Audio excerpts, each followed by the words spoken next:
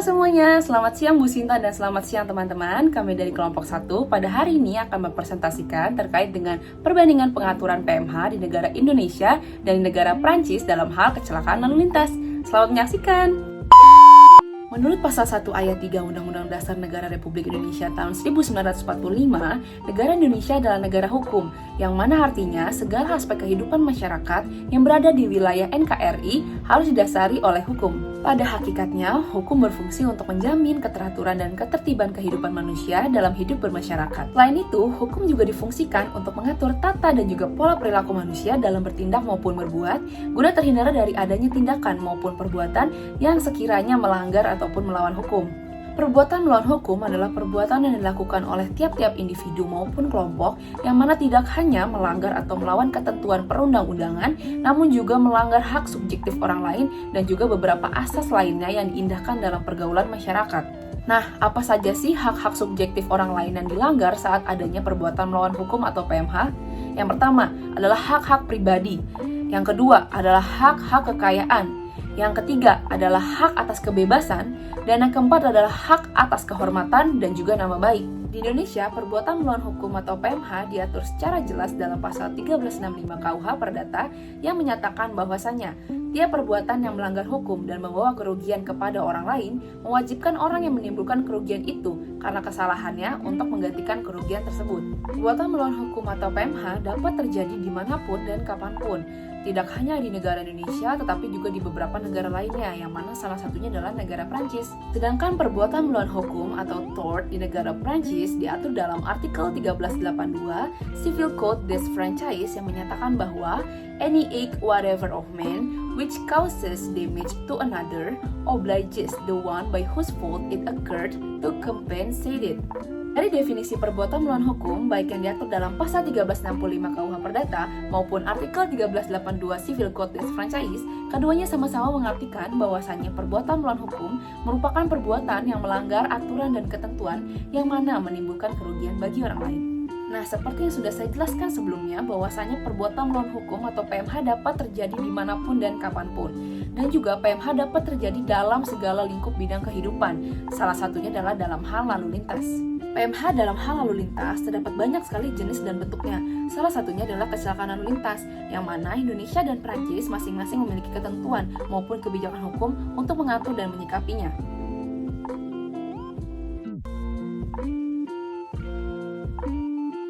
Selanjutnya, saya akan menjelaskan tentang PMH kecelakaan lalu lintas di Indonesia dan di Prancis. Pengaturan lalu lintas di Indonesia itu diatur dalam Undang-Undang Nomor 22 Tahun 2009 tentang lalu lintas dan angkutan jalan. Sedangkan pengaturan lalu lintas di Prancis itu diatur di dalam Code de la Route. Meskipun sudah ada aturan yang mengatur tentang lalu lintas, tetapi kecelakaan lalu lintas itu masih sering terjadi sampai saat ini. Dan tentunya pelanggaran lalu lintas yang mengakibatkan kecelakaan ini tuh adalah perbuatan-perbuatan yang bertentangan dengan ketentuan perundang-undangan. Kecelakaan lalu lintas yang terjadi itu biasanya diakibatkan karena kesengajaan atau kelalaian yang dilakukan oleh seseorang. Misalnya, seseorang itu dalam mengendarai mobil, dia mengendarai mobilnya itu melebihi batas kecepatan yang telah ditentukan. Terus dia juga melanggar rambu-rambu lalu lintas, kemudian dia juga membahayakan nyawa orang lain. Atau bisa juga seseorang itu mengendarai mobil tetapi dalam kondisi mengantuk, kemudian dia itu tidak sengaja menabrak pengguna jalan lain. Nah, perbuatan-perbuatan yang seperti itu baik di Indonesia maupun di Prancis itu dapat digugat atas dasar gugatan PMH, di mana penyelesaiannya itu bisa diselesaikan secara perdata dengan membayar sejumlah denda yang telah ditentukan, atau bisa juga diselesaikan secara pidana. Suatu gugatan perbuatan melawan hukum itu baik di Indonesia maupun di Prancis akan berhasil apabila penggugat ini dalam gugatannya itu mampu untuk membuktikan atau mampu untuk memenuhi unsur-unsur PMH yang ada di dalam pasal 1365 KUH Perdata yang berlaku di Indonesia dan pasal 1382 Civil Code yang berlaku di Prancis.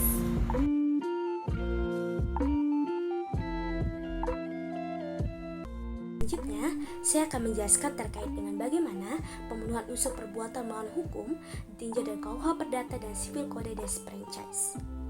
Unsur-unsur perbuatan melawan hukum di negara Indonesia harus dipenuhi agar perbuatan tersebut dapat dikatakan perbuatan melawan hukum sesuai dengan pasal 1365 KUH Perdata.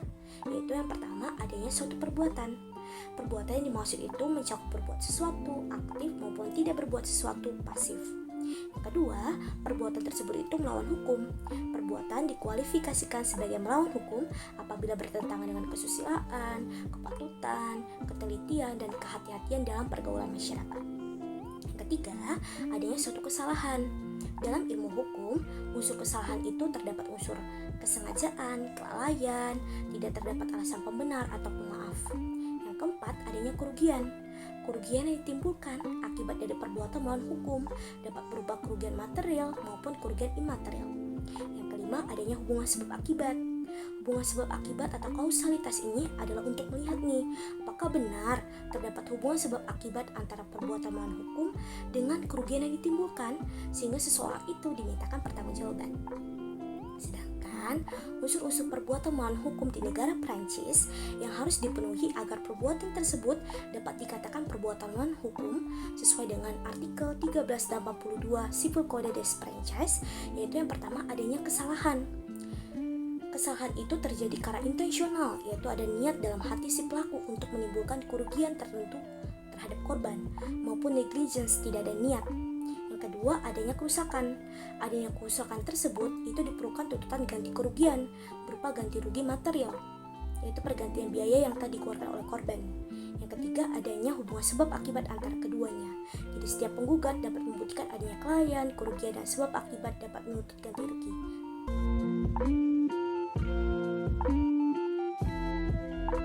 Selanjutnya saya akan membahas tentang perbandingan pengaturan perbuatan melawan hukum terkait dengan kecelakaan lalu lintas antara Undang-Undang 22 tahun 2009 dan Code de la Route. Pengaturan kecelakaan lalu lintas di Indonesia terdapat dalam Undang-Undang Nomor 22 tahun 2009 tentang lalu lintas dan angkutan jalan yang dibuat dengan tujuan untuk mencapai keselamatan, keamanan, ketertiban, dan kelancaran lalu lintas. Menurut teori hukum, kecelakaan lalu lintas ini termasuk dalam perbuatan melawan hukum karena ketidaksengajaan dari pengguna jalan ini akan mengakibatkan kecelakaan dan menimbulkan kerugian maupun korban jiwa. Faktor penyebab kecelakaan lalu lintas adalah yang pertama, faktor manusia, kedua, faktor sarana, ketiga, faktor prasarana seperti kurangnya rambu lalu lintas, faktor keempat, faktor lingkungan seperti geometri, dan faktor selanjutnya adalah faktor penyebab khusus yang seperti regulasi atau kebijakan yang kurang tepat. Bagi pengendara yang melakukan perbuatan melawan hukum dapat diminta pertanggungjawaban secara perdata untuk menuntut ganti rugi. Tuntutan ganti rugi ini dapat dilakukan di dalam pengadilan negeri yang besaran ganti ruginya sesuai dengan putusan pengadilan ataupun dengan cara damai,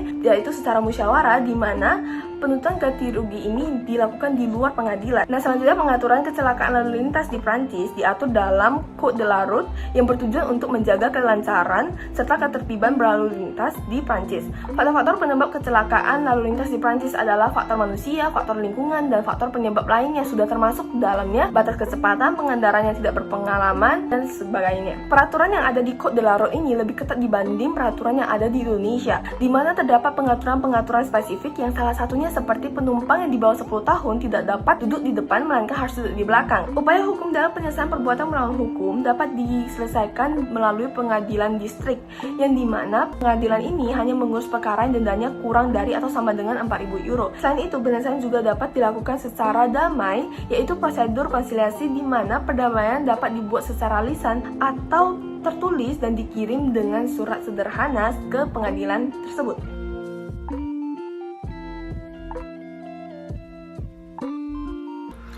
Nah, jadi kesimpulannya adalah pemenuhan unsur perbuatan melawan hukum di Indonesia yang secara jelas diatur dalam pasal 1365 Kitab Undang-Undang Hukum Perdata menyatakan bahwa tiap perbuatan yang melanggar hukum dan membawa kerugian kepada orang lain mewajibkan orang yang menimbulkan kerugian itu karena kesalahannya untuk menggantikan kerugian tersebut.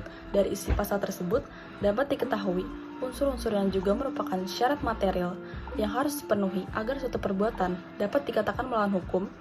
Menurut Kitab Undang-Undang Hukum Perdata adalah adanya suatu perbuatan tersebut melawan hukum, adanya suatu kesalahan dan adanya kerugian serta adanya hubungan sebab akibat.